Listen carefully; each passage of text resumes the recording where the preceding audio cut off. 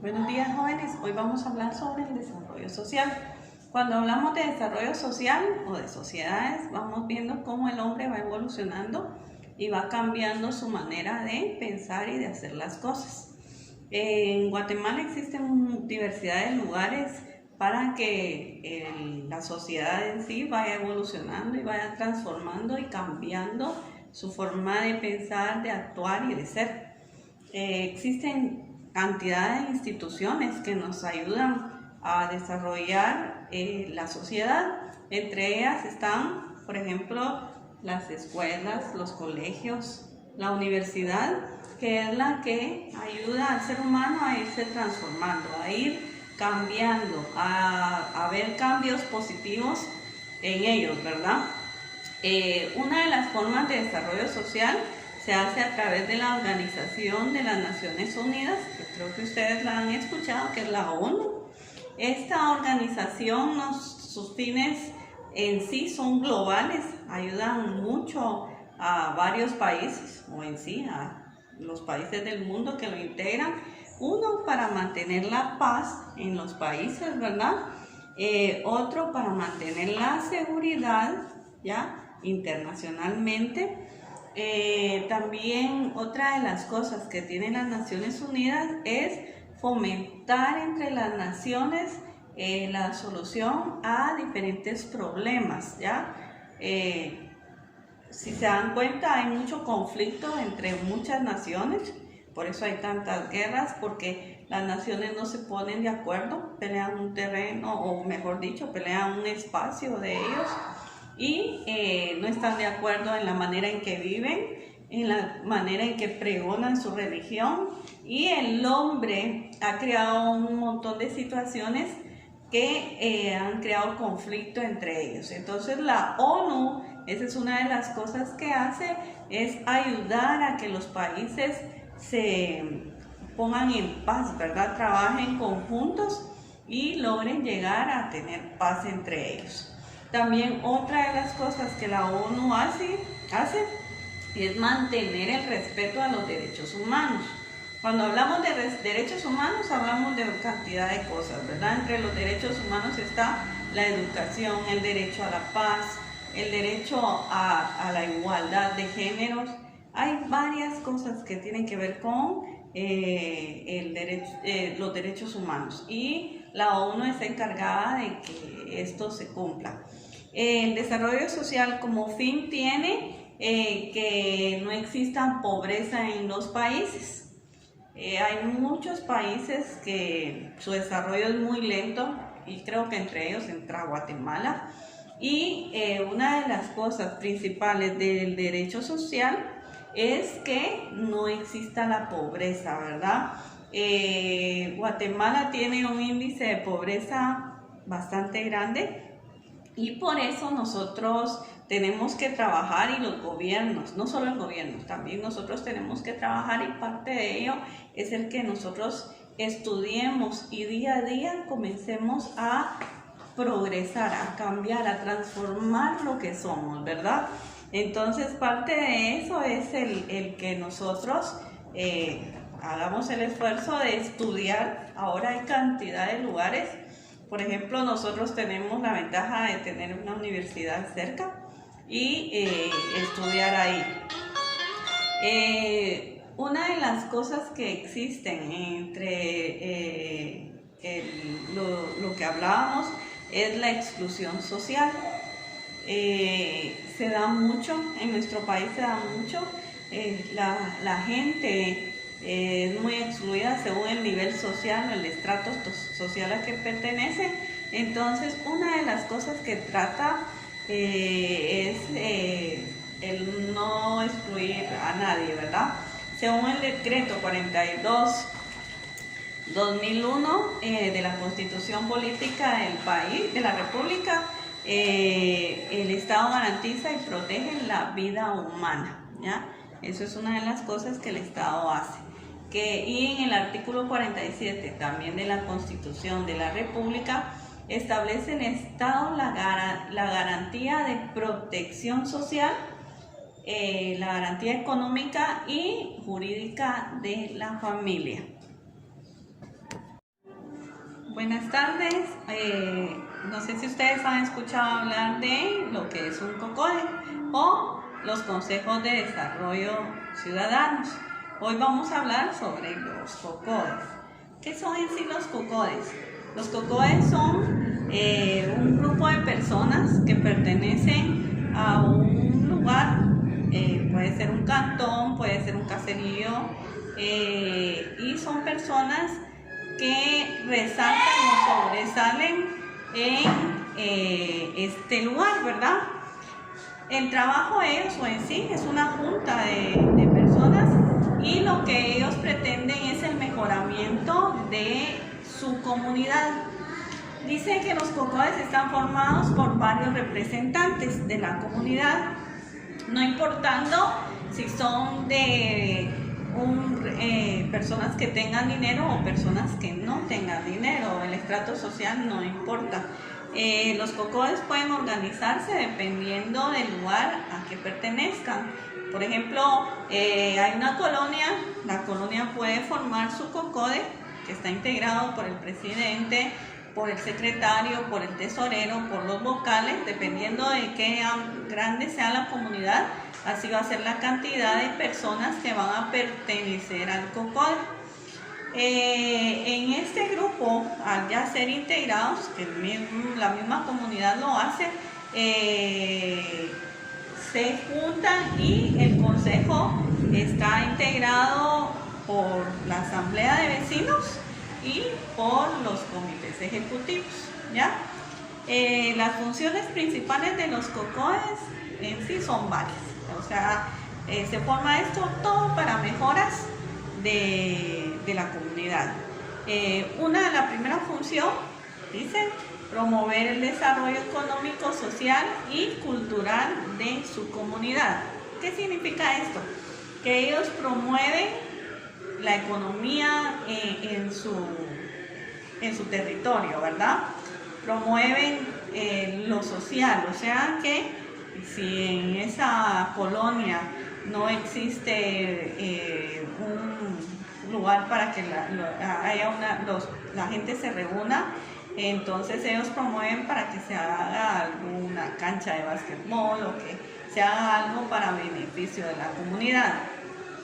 Si la comunidad, por ejemplo, tiene calles no pavimentadas o adoquinadas, el COCODE viene y promueve, trabaja junto con la municipalidad para que esta comunidad comience a tener mejor calidad de vida, ¿verdad? Los pobladores de ella. Entonces, eso es parte del COCODE. También el COCODE promueve la participación de la población. Cuando hay elecciones, el COCODE siempre va a apoyar a un candidato. Entonces él viene y promueve para que la gente se incline por cierta persona. También identifica las necesidades que hay en ella, ¿verdad? Todos los lugares tienen diferentes necesidades, ¿verdad? Hay unos que no van a tener drenajes, hay otros que les va a faltar el agua, ¿verdad? Potable. Entonces, ¿qué es lo que hace si el COCODE? Promueve o busca las formas, gestiona por la municipalidad, gestiona una ONG, puede gestionar en diferentes lugares para que haya un mejoramiento no solo para ellos, sino que en sí para toda la comunidad, ¿verdad? Y también coordina actividades sociales, ¿sí? Acuérdense que una comunidad no solo se trata de mejoras en lo físico, por decirles, sino que también hay mejoras sociales, que puede ser de que se necesite una conchita acústica para que se hagan actividades ahí para los jóvenes o los niños, y el COCODE venga y promueva eso. También promueve actividades sociales. Pueden ser también culturales, deportivas, que hay una cancha de básquetbol y ellos organizan para que se hagan juegos, ¿verdad? Entonces, esa es parte de un COCODE y es muy importante en cada sector. Gracias. Buenas tardes, jóvenes. Hoy nos toca hablar sobre el liderazgo comunitario. El liderazgo comunitario abarca todo el país y vamos a comenzar hablando de los líderes de abajo hacia arriba. Todo lugar se caracteriza porque sobresale una persona. En mi comunidad puede ser de que en la colonia donde yo viva va a sobresalir una persona que es la que vela porque se arreglen ciertas cosas que hay que se van arruinando. Si una lámpara se arruina, esta persona viene y gestiona para que la empresa de luz vaya y arregle la lámpara, porque si no va a estar muy en oscuras esa parte de la comunidad. De ahí siguen los alcaldes, pero ellos tienen que tener un dominio, ¿verdad? Los líderes comunitarios se caracterizan por eso, ¿verdad? Porque ellos pueden manejar, tienen carácter para manejar a las personas, y aparte ellos logran gestionar, tienen mucha palabra para gestionar y para arreglar muchas situaciones que tienen que ver en la comunidad. Hablábamos que los líderes comunitarios, voy a hablar de abajo para arriba. Están de primero los cocodes, que anteriormente vimos en una clase que los cocodes son personas de mi misma comunidad, son más cercanos, que van a liderar para las mejoras de mi comunidad o de mi lugar donde yo vivo. Luego siguen los alcaldes. Los alcaldes son personas que son las que van a dirigir a una determinada población, ¿ya? Estamos hablando más extendido, ¿verdad? Por ejemplo, aquí en Mazatenango hay una persona que fue elegida y es nuestro alcalde actualmente. En San Antonio existe su alcalde, y así en todos los departamentos, en cada municipio, va teniendo su propio alcalde. El alcalde es el encargado de las mejoras del municipio. Luego de eso tenemos al gobernador. ¿Quién es el gobernador? Es el representante de nuestro presidente en un departamento. El gobernador va a ayudar a resolver problemas no solo de una comunidad, no solo de un municipio, sino que de un departamento en sí. Por ejemplo, Suchitepeques tiene su propio gobernador, ¿ya? Entonces este gobernador es el que representa al presidente, y por medio de él se hacen gestiones siempre con mejoras para ya el departamento. Luego tenemos lo principal, que está arriba, ¿verdad? Que es el presidente, que es el encargado de toda la nación, ¿verdad? Él es nuestro líder a nivel nacional, ¿ya? Él es el que gestiona, o él es, por ejemplo, ahorita en la pandemia, él ha sido el indicado en hacer todos los movimientos estratégicos para lograr mantener un margen mínimo de personas infectadas, ¿verdad? Entonces él es el líder máximo es nuestro presidente. Él es el que toma decisiones con ayuda de otras personas más, ¿verdad? Que están los ministros y muchas personas que están a la par de él. Existen 3 grandes grupos de habilidades para cada uno de ellos, y les voy a mencionar. Todo líder debe tener estas habilidades. Tenemos habilidades humanas, que es el poder, el transmitir la forma de ser de él para llevarse con los demás o para manejar a las demás personas. Tenemos también habilidades técnicas, ¿ya?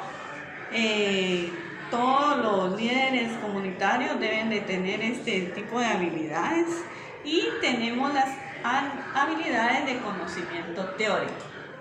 Por ejemplo, si el presidente va a poner al ministro de salud, a alguien como ministro de salud, esta persona debe tener habilidades teóricas. Tiene que ser un médico para que él sea la persona indicada para ser el líder de ese tipo. Les agradezco mucho, jóvenes, por prestarme atención. Buenas tardes, jóvenes. Hoy vamos a hablar de los derechos específicos de pueblos o comunidades, ¿verdad? Hoy en día, y específicamente, vamos a hablar sobre los derechos de los pueblos indígenas. Hoy en día, los indígenas en Guatemala representan más de la mitad de la población que existe. Según el acuerdo de identidad y derechos de los pueblos indígenas, reconoce que la nación guatemalteca tiene un carácter multiétnico, multicultural y multibilingüe. Cuando hablamos de multiétnico, ¿de qué hablamos?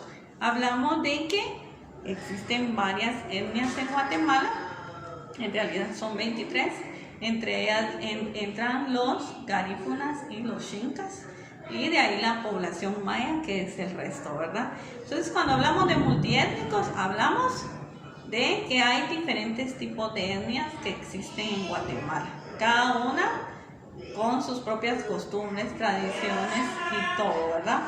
Cuando hablamos de pluricultural, hablamos de muchas culturas. Los indígenas tienen cada uno tiene sus propias culturas, ¿sí? Su forma de ser. Puede ser que los xincas adoren al dios maya, y pueden ser que los mayas o tzutuiles adoren al dios maíz, ¿verdad? Entonces, cada uno de ellos tiene sus propias culturas, su propia forma de manejar a sus personas, ¿verdad? Con sus sacerdotes, con sus líderes, dependiendo. Y multibilingüe, ¿por qué hablamos de multibilingüe? Porque se hablan diferentes idiomas, no hablamos ya lenguas. Anteriormente se les decía lenguas, pero hoy podemos decir en la actualidad que Guatemala cuenta con diversidad de idiomas, ¿ya? Entonces, por eso le hablamos de un país multibilingüe, porque no solo se habla el idioma castellano como nosotros, sino que se hablan diferentes idiomas mayas y el garífuna, que es otro idioma. Los pueblos indígenas se dedican por lo regular a la siembra o a la agricultura. Cada uno de ellos tiene su forma de mantenerse o sostener a su familia, y por lo regular la gente indígena se mantiene a través de la agricultura, ¿verdad? Ellos son por este medio ellos mantienen su economía y se sustentan, ¿verdad? En Guatemala se han implementado políticas específicas en los derechos humanos para guardar a esta población. Anteriormente, y se hizo porque anteriormente la gente indígena era gente que se discriminaba mucho, que abusaban mucho de ella.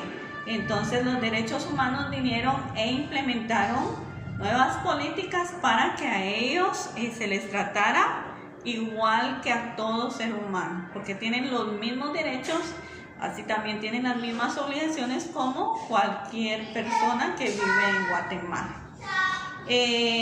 La Constitución Política de la República establece, según el artículo 66, que Guatemala está conformada por diversos grupos indígenas. El Estado reconoce, respeta y promueve su forma de vivir. Entonces, nosotros como ciudadanos también debemos de hacer eso, ¿verdad? Por lo regular, nos hemos dado cuenta, yo en lo particular me molesta mucho cuando las personas van al mercado y ahí están, le piden a la persona que nos está vendiendo que quiero tal cosa, pero le meten rápido, mira vos, o mira vos María. Y no todas las personas que son indígenas se van a llamar María. Entonces tenemos que aprender a respetarlos, tenemos que aprender a que ellos tienen los mismos derechos que nosotros, tanto legalmente como seres humanos, ¿verdad? Entonces, jóvenes, les agradezco su participación el día de hoy. Buenas tardes, jóvenes. Hoy vamos a hablar del manejo de los fondos públicos. Cuando hablamos de manejo de fondos públicos, ¿qué se nos viene a la cabeza? Se nos vienen a la cabeza los tres poderes del Estado. ¿Por qué? Porque toda persona que trabaja para el Estado tiene que dar una constancia o tiene que presentar una constancia de cómo manejó sus salarios o su dinero en el tiempo que estuvo en el Estado trabajando, o sobre todo el tiempo que estuvo trabajando en el Estado. ¿Quiénes son los tres poderes del Estado? Hablamos del legislativo, el ejecutivo y el judicial. Aparte, otras personas que trabajan en el Estado son las personas que trabajan dando clases, como los maestros, y todos ellos integran todos ellos manejan los fondos públicos del país, ¿verdad? Cuando hablamos fondos públicos del país nos referimos a todo el dinero que entra al país. Es lamentable, y vamos a hablarlo ahí, que muchas de las personas que trabajan, todos los funcionarios, no estoy hablando en general de todos, pero un buen porcentaje de funcionarios que trabajan en nuestro país no solo se conforman con la plata que ellos ganan, sino que también vienen y hacen muchas malversaciones de fondos. ¿Qué es esto? Que ellos toman dinero que no les pertenece o hacen negocios ilícitos, negocios donde ellos van a salir favorecidos y aunque perjudiquen a la nación. No sé si hace días ustedes supieron que se encontraron una casa, que la casa tenía un montón de millones de quetzales escondidos. Según estuvieron estudiando el caso, se dieron cuenta de que ese dinero pertenecía a una obra que se hizo, creo que fue un paso a desnivel que se hizo en un departamento, y en vez de usar ese dinero para dejar bien hecho el paso a desnivel, vinieron y usaron materiales baratos para quedarse ellos con ese dinero, con la mayoría. Entonces pusieron ahí que la inversión era, por darles un ejemplo, de 300 millones de quetzales, gastaron 50 millones y ellos se quedaron con el resto. Entonces de eso se trata los manejos del fondo público, ¿verdad? De que el dinero que al gobierno le entra de nuestros impuestos, porque de ahí es donde viene el dinero de los fondos públicos, sea manejado bien, ¿verdad? Es lamentable realmente que muchos de los representantes de nosotros, como los diputados, como nuestros expresidentes que han habido, como muchos ministros, se presten a que ese dinero sea usado de otra manera, o sea, mejor dicho, no sea usado, sino que lo gastan a su beneficio, ¿verdad? O lo acumulan en lugares, los esconden y ellos hacen creer que una obra costó una cantidad y a la larga ni la mitad de ese dinero usan para quedarse ellos con el dinero. La forma en que se puede ver cómo se manejan los fondos es porque el gobierno tiene que dar una declaración anual, y yo puedo entrar a una página donde puedo ver en qué se ha gastado el gobierno el dinero, ¿verdad? Porque ellos tienen la obligación de declarar lo que ellos han gastado y tiene que ser todo transparente. Cuando una persona deja de trabajar en el gobierno, él tiene que presentar un finiquito. ¿Qué es eso? Ellos a principio, cuando entran al gobierno, tienen que especificar qué propiedades tienen, cuántos carros, cuántas casas, y a la hora de ellos salir de su cargo público, tienen que presentar, si hay una casa nueva, presentar cómo la adquirió. Entonces, así es como se hace el manejo de fondos públicos. Muchas gracias, jóvenes. Nos vemos en la próxima clase. Buenas tardes, jóvenes. Hoy vamos a hablar sobre los derechos de la mujer. Se fueron dando los derechos de la mujer. Les voy a contar así una breve por qué los derechos de la mujer ahora creo que para ustedes han sido muy sonados. Los derechos de la mujer se han dado porque anteriormente la mujer no tenía, así literalmente como les hablo, ni voz ni voto. Hace muchos años, estamos hablando de la década de 1940, las mujeres no tenían ni derecho a votar o a elegir a la persona que iba a representar al país. Tanto así era la situación. Tampoco tenía derecho a estudiar. Las mujeres de antes no podían estudiar. Ellas las criaban para que fueran amas de casa, ¿ya? Sin ningún derecho, sin derecho ni siquiera de ellas poder decir algo, aportar algo al esposo, por ejemplo, ayudarle, decirle, mira, yo opino que tal cosa. Ellas no tenían derecho a eso. Simplemente su trabajo era servir al esposo y crear a los hijos. Entonces, a través del tiempo se fue dando y fueron ellas, muchas mujeres, cansándose de esa situación y comenzaron a pelear por los derechos de ellas, ¿ya? Uno como mujer tiene los mismos derechos que un hombre.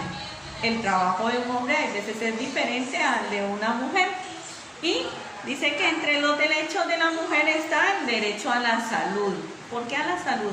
Porque una mujer tiene el mismo derecho que un hombre. O sea, si una mujer se enferma, ella puede acudir a un centro hospitalario y pueden a ella darle salud.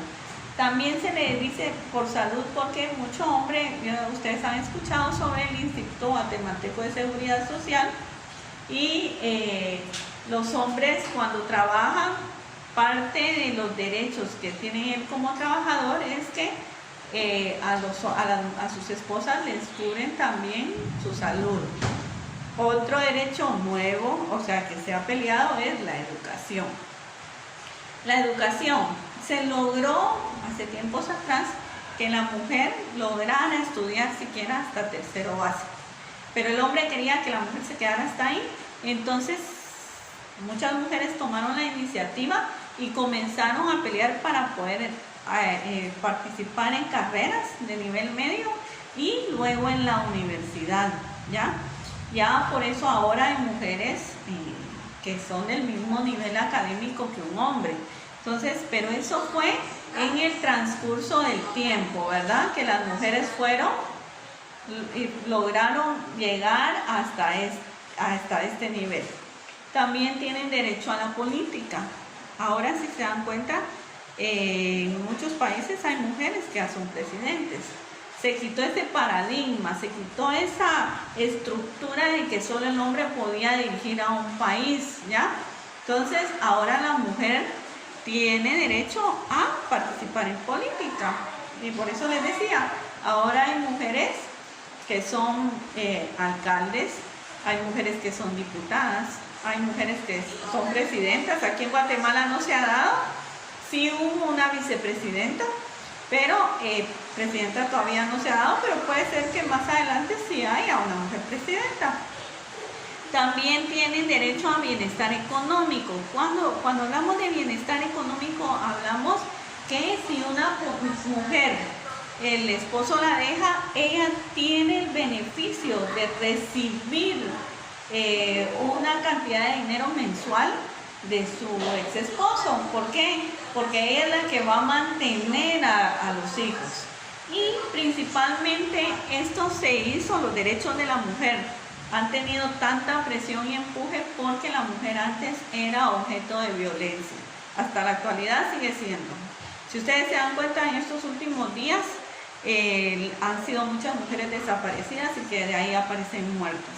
Entonces, El gobierno se dio cuenta de eso, y no solo a nivel de aquí, nacional, sino que a nivel mundial, y por eso han puesto tanta prioridad a los derechos de la mujer, para que la violencia que hay en contra de ella pare, ¿verdad? Entonces nosotros debemos de ser parte de que se cumplan estos derechos. Buenas jóvenes, nos vemos en la próxima clase. Buenas tardes. Buenas tardes jóvenes, estamos nuevamente aquí recibiendo clases y les voy a hablar hoy sobre la cultura de Guatemala y sus idiomas. Como conocemos, Guatemala es un país amplio en idiomas, amplio en culturas, ya que existen en Guatemala muchos idiomas y muchas culturas. Guatemala tiene 22 idiomas mayas y aparte tiene 3 idiomas más, que entre ellos están el idioma castellano, el idioma xinca y el idioma garífuna. No vamos a profundizar tanto en los idiomas, sino cuáles es cada uno de ellos. Para empezar, tenemos el idioma español, que es el idioma oficial, ¿verdad?, el que nosotros hablamos. Se habla en casi todo el país, o mejor dicho, en todo el país, y cada uno de nosotros lo desarrolla. Cada país, cada departamento tiene su acento, pero el idioma castellano sigue siendo el mismo. Luego tenemos el xinca. Dice que el xinca es un grupo de 4 lenguas estrechamente relacionadas en 7 municipios. Entre ellos están Santa Rosa y Jutiapa. También tenemos el idioma garífuna, que es un idioma que viene de otro país. Uno de los principales países que desarrolla el idioma garífuna es en Honduras, donde está muy arraigada la cultura garífuna. Pero aquí en Guatemala el idioma garífuna se habla en Izabal, y específicamente en Livingston, que es una parte de Izabal. Entonces ahí es donde se habla el idioma xinca. Los xincas es un pueblo que está entrelazado con personas que venían del África, negros del África, con personas de aquí de Guatemala y otros países.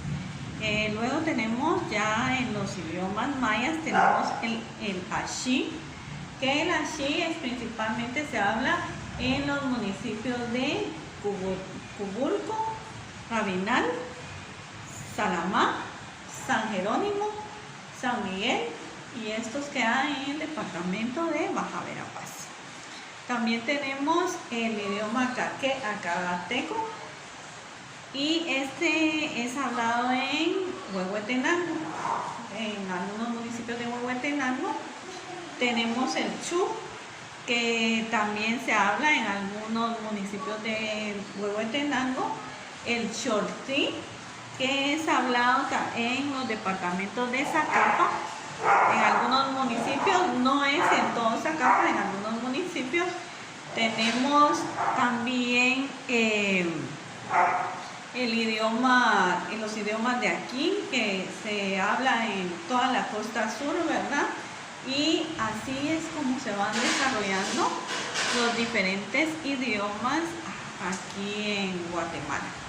Es importante que nosotros aprendamos a respetar la cultura de cada una de estas personas, a respetar el idioma y a tratar de conservarlo. Por eso ahora en todos los niveles de educación se da el idioma maya, cada uno de los idiomas mayas, para que nosotros conozcamos más acerca de la cultura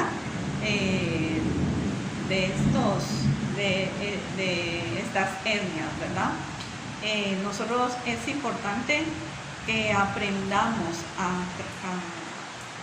integrarnos con ellos, porque lo dije anteriormente, más del 50% de la población viene de etnias mayas, y nosotros tenemos que aprender a respetarlas, que aprender a conocer, porque es parte de nuestra cultura y parte de nuestro patrimonio.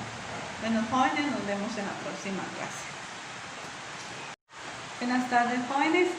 Anteriormente, para refrescar un poquito, vimos sobre los idiomas que existen en Guatemala, y hoy vamos a ver sobre la diversidad étnica, lingüística de Guatemala. Como dijimos anteriormente, Guatemala es un país con diversidad de etnias.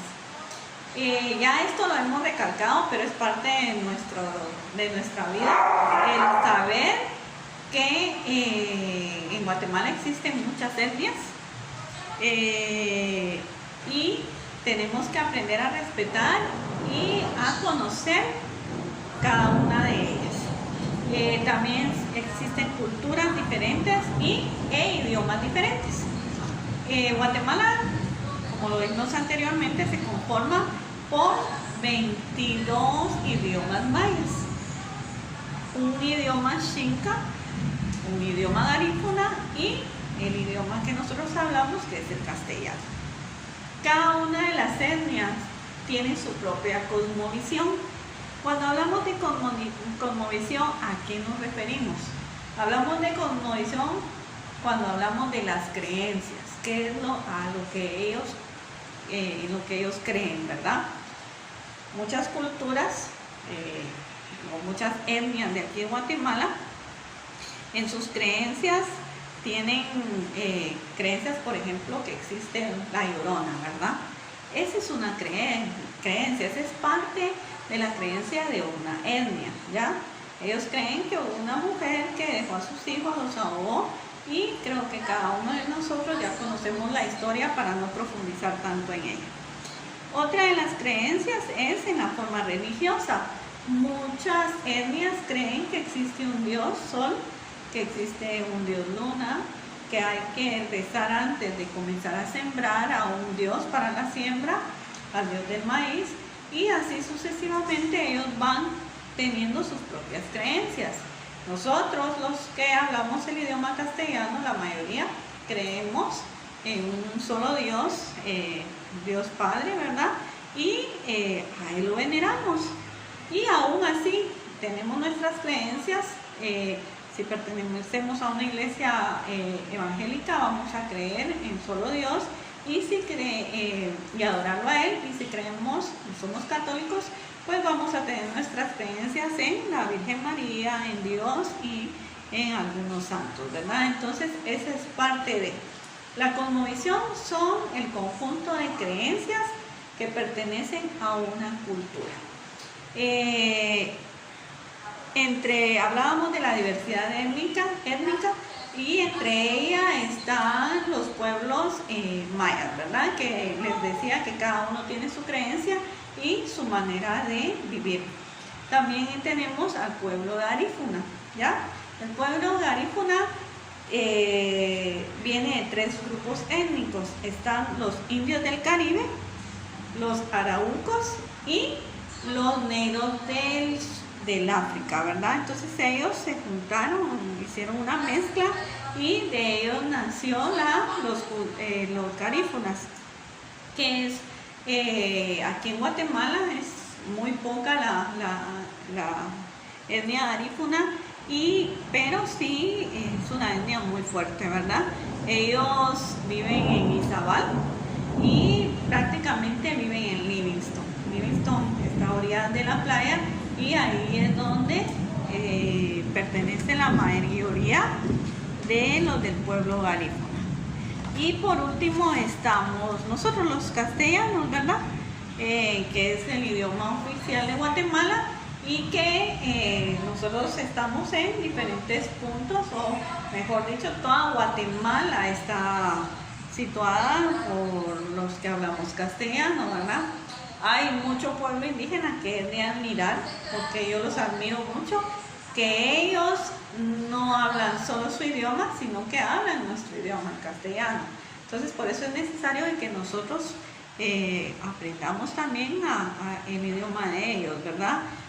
No todos, porque en realidad es de admirar que son idiomas, cada uno va variando, de los 22 que existen, van variando, pero nosotros tenemos que hacer un esfuerzo y aprender, ¿verdad? Para poder tener una relación más cercana con nuestras diferentes etnias. Bueno, jóvenes, muchas gracias. Nos vemos. Buenas tardes, jóvenes. Hoy hablaremos del tema de los valores, los deberes y responsabilidades de todo ciudadano guatemalteco. Nosotros como ciudadanos tenemos por parte del gobierno muchas ventajas a nuestro favor. El gobierno nos tiene que proporcionar muchas cosas, entre ellas la salud, la educación, el bienestar social, y así se van integrando muchas cosas que el gobierno debe darle a todo ciudadano. Pero no solo se trata de que el gobierno nos dé, también nosotros como ciudadanos tenemos obligaciones. Según los artículos 135 y 136 de la Constitución de la República de Guatemala, dice, hay una lista de deberes que nosotros tenemos que realizar como ciudadanos, ¿verdad? Y vamos a mencionar cada uno de ellos. Entre uno de los deberes que tenemos es el de servir y defender a la patria. ¿Cómo así?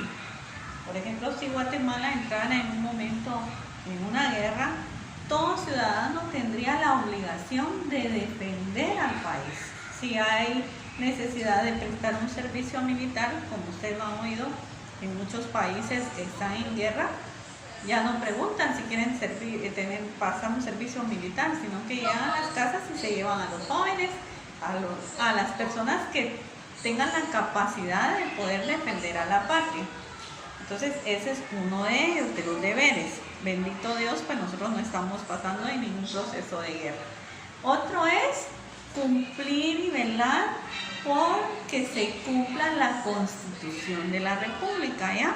La Constitución de la República es donde están varias leyes que nosotros como ciudadanos debemos de cumplir, ¿verdad?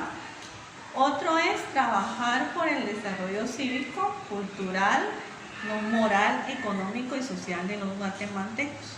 Todo ciudadano guatemalteco debe de trabajar para que se cumplan cada uno de ellos. El desarrollo cívico, que es el defender todo o ser personas que defiendan el civismo en Guatemala. La moral, nosotros tenemos que tener una buena moral y defender eso. Económico, trabajar para que nosotros vayamos creciendo y desarrollando y que Guatemala vaya bajando sus niveles de pobreza. También está el contribuir a los gastos públicos. ¿Cómo contribuimos a los gastos públicos? Lo hacemos pagando nuestros impuestos, ¿ya? Toda persona está obligada a pagar impuestos. Ustedes dirán, bueno, yo no tengo un negocio, ¿por qué voy a pagar impuestos? Pues no es necesario tener un negocio, sino que yo, sin darme cuenta, estoy pagando un impuesto a través de el pago del IVA. Cuando yo compro mercadería, ahí me están a mí obligando prácticamente a pagar mi impuesto del IVA, ¿verdad? Entonces, todos somos contribuyentes, todos pagamos impuestos. Solo que dependiendo, si tenemos un negocio, pues va a ser otro tipo de impuestos, pero esa es parte de los deberes. También obedecer las leyes, ¿ya? Lo vimos ahorita, estábamos en época de COVID. Nosotros aprendimos a obedecer. Buenos chicos, buenas tardes. No sé si se acuerdan, en la clase anterior vimos lo que era las obligaciones de todo ciudadano guatemalteco. Y hablábamos entre las obligaciones que tiene todo ciudadano guatemalteco del pago de impuestos, ¿verdad? Entonces hoy vamos a hablar acerca del pago de impuestos y de arbitrios municipales, ¿ya? Dice que el Estado debe garantizar una calidad de vida a cada uno de sus habitantes debe garantizar la libertad, debe garantizar salud, debe dar justicia y seguridad, y la paz y un desarrollo integral. Para cumplir estos mandatos es necesario contar con recursos para cubrir todo eso. ¿Y cómo adquiere el gobierno los recursos? Los recursos los adquiere a través de los impuestos. En los impuestos el gobierno recauda dinero y ese dinero sirve para que nosotros como habitantes del país tengamos seguridad, tengamos salud, tengamos educación. Entonces nosotros como ciudadanos tenemos la obligación de pagar los impuestos. Dice que los impuestos hay dos tipos. Están los impuestos directos y están los impuestos indirectos. Cuando hablamos de impuestos directos, podemos decir que son los impuestos, por ejemplo, como la circulación de vehículos terrestres, marítimos y aéreos, ¿verdad? Entonces, todo ese tipo de vehículos pagan un impuesto de circulación. Este impuesto, como ustedes lo saben, si alguno de ustedes en su familia tiene un vehículo, el impuesto se paga una vez al año. También están los impuestos sobre la renta. El impuesto sobre la renta es el que se paga por tener derecho a nuestra vivienda en que esté ocupando un lugar, ¿verdad? Entonces también es un impuesto que se paga una vez al año. Y están los impuestos únicos sobre inmuebles. Eso es en los impuestos directos. En los impuestos indirectos tenemos el impuesto al valor agregado, que lo conocemos más como IVA, ¿ya? Entonces el IVA es un impuesto que se paga a la hora de consumir, o sea, dice agregado, es un impuesto que se le pone al valor total, o sea, yo compro un producto y a este producto le sumo el 12% de impuesto y ese 12% va al Estado. ¿Cómo se hace esto? Por medio de las facturas, por eso el gobierno insiste tanto que uno pida facturas, porque es el comprobante que le sirve al gobierno para saber que tal empresa cobró tanto de IVA y que este IVA de la empresa tiene que pasar al gobierno. El IVA no le pertenece a la empresa, el IVA le pertenece al gobierno, ¿ya? Y ese es el que ayuda a que nosotros podamos tener salud, educación, seguridad, porque por medio de estos impuestos se paga. Entonces debemos saber, y por eso insiste tanto en el gobierno en cobrar o que pidamos las facturas, ¿ya? Cuando yo no pido factura, el dueño de la barrotería, el dueño de la venta de carros, el dueño de la ferretería, cobra el IVA, porque el IVA va incluido ya en el producto que estoy pidiendo. Y si yo no pido la factura, él no va a reportar ese IVA y se queda con el IVA. O sea que sobre lo que me cobra, que vale el objeto que yo compré, sobre eso me están agregando el 12% y él se queda con ese 12% si yo no pido la factura. Entonces es necesario que nosotros pidamos factura, aunque sea por consumidor final. Y también el impuesto al tabaco y a sus productos. El tabaco paga otro tipo de impuesto, un impuesto más alto. Y los impuestos del tabaco están designados prácticamente para un área de salud y de educación, porque cada impuesto le van asignado o les van poniendo al destino que va a llegar. Entonces, chicos, yo les agradezco mucho su tiempo y nos vemos en la próxima clase.